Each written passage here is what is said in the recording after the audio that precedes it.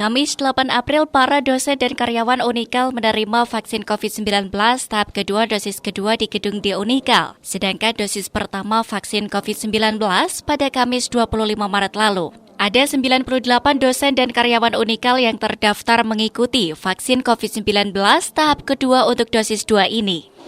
Rencananya pada tanggal 25 April 2021, Unikal akan memulai pembelajaran dengan sistem daring dan luring, di mana pembelajaran luring atau tatap muka diperuntukkan bagi mahasiswa yang mengikuti mata kuliah praktik dan praktikum.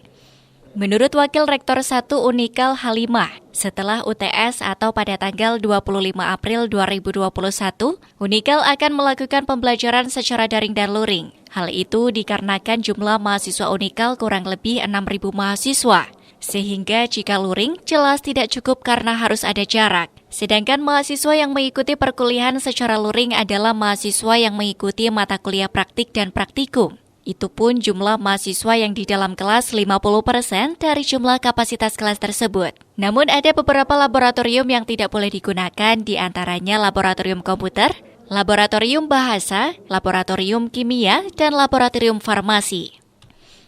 Untuk vaksinasi tahap 2 ini ada 98 orang yang terdaftar. Namun saat vaksin tahap 2 yang dosis pertama ada 90 orang yang mengikuti vaksin COVID-19. Sehingga untuk vaksin COVID-19 dosis kedua ini, bagi dosen dan karyawan Unikal yang usianya 60 tahun lebih, harus di rumah sakit dengan ketentuan vaksin corona dosis kedua pada lansia, diberikan 28 hari usai disuntik pertama kali. Untuk saat ini hanya dosen dan karyawan Unikal yang memperoleh vaksin berdasarkan instruksi dari pemerintah daerah.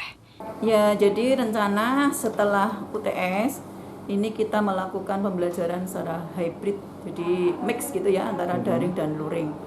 Karena mahasiswa kita terlalu banyak gitu kan, sampai 6.000. Kalau kalau luring semua itu gak cukup, karena harus ada jarak ya, distance lah. Karena itu maka ya dibuat yang hybrid ya, jadi campur daring luring. Yang luring itu yang diutamakan adalah untuk mata kuliah praktek dan praktikum.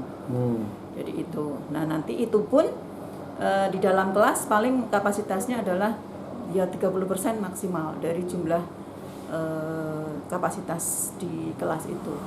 Wakil Rektor 1 Unikal menegaskan bahwa mahasiswa Unikal diwajibkan dapat menerapkan protokol kesehatan secara ketat dan nanti akan ada petugas yang akan menegur jika ada mahasiswa yang berkerumun atau tidak mentaati protokol kesehatan. Romi Suharto, Batik TV melaporkan.